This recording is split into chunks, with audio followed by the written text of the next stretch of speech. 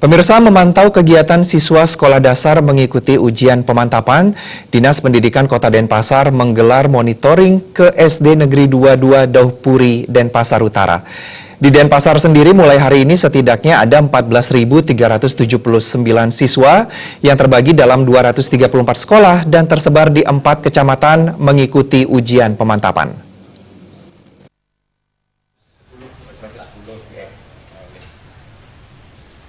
Kadis Pendidikan Kota Denpasar Wayan Gunawan mengatakan pemantauan ini melibatkan tim pengawas dengan tujuan untuk mengetahui sejauh mana kesiapan ujian dan hal-hal apa saja yang perlu diperbaiki. Target hasil dari ujian ini yakni adanya hasil yang baik dari peserta didik, namun hal tersebut juga perlu dukungan semua pihak, baik dari sekolah sendiri terkait mata pelajaran yang masuk pada ujian nasional SD. Pada USBN kali ini terdapat perbedaan utama mengenai materi, yakni multiple choice seperti soal sebelumnya dan tambahan soal esai. Hal senada juga diungkapkan Kepala UPT Pendidikan Denpasar Utara Ketut Sundia.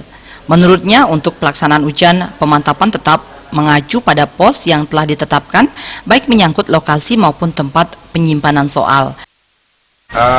Ujian pemantapan Denpasar artinya sudah kita lakukan persiapan dengan sebaik-baiknya, mulai dari penyiapan soal, mempersiapkan ruang dan lain sebagainya. Dan hari ini kita pantau sebagaimana kita saksikan bersama pelaksanaannya untuk di SD 22 Dauhpuri. Kelihatannya sudah berjalan sebagaimana harapan kita bersama. Nah, mudah-mudahan nanti tim juga akan membantu ke lapangan di sekolah-sekolah yang lain, sehingga nanti kita harapkan nanti kalau ada hal-hal yang mungkin yang tidak sesuai dengan pelaksanaan di lapangan, nanti tim bisa untuk memberikan guidance ataupun arahan nanti di lapangan untuk lebih lanjut.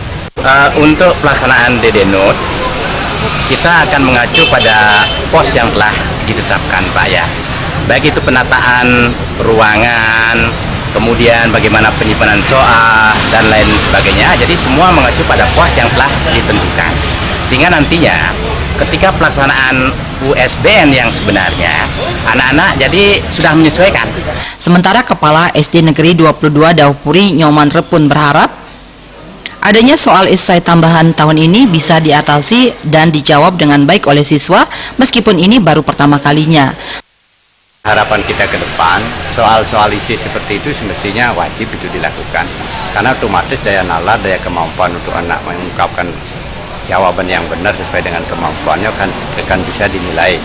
Itu kira-kira yang menjadi acuan kami. Kami juga pun memberikan demikian di sekolah.